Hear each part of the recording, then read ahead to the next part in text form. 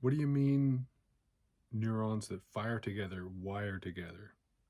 So Carla Schatz famously said in, I think it was 1990, that this has become a well-known law of neurobiology.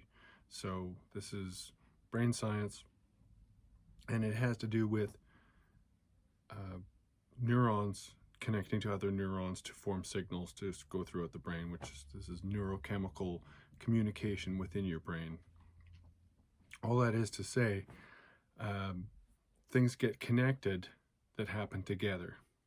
So experiences that we have get connected to other things like feelings. So this is common for thoughts to bring on feelings. So you might read an email that is upsetting, or it turns out to be a bunch of work, and you could find yourself shifting into this whole angry or upset, this other like feeling that's associated with the thinking, which may be a go-to way to deal with bad news. Or somebody who is going to speak in public or needs to address a group of people may have associated previously these other feelings about not being able to do it well with that.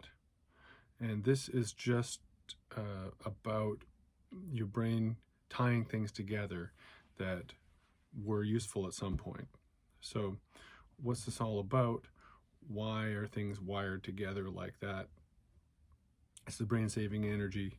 And so I'm mentioning this because I recently listened to a podcast with Andrew Huberman, and I'll put a little note of it under the video here so you can find it. But he's talking to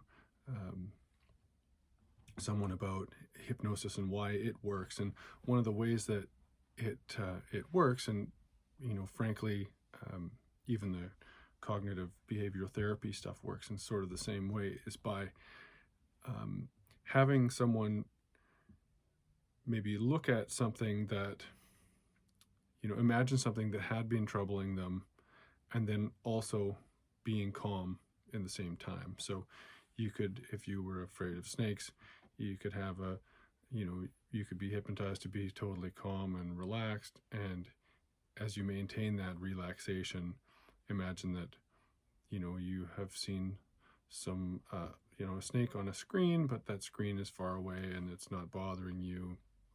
And things like this. There are ways that essentially you can separate within your mind these things that are connected that you don't want connected.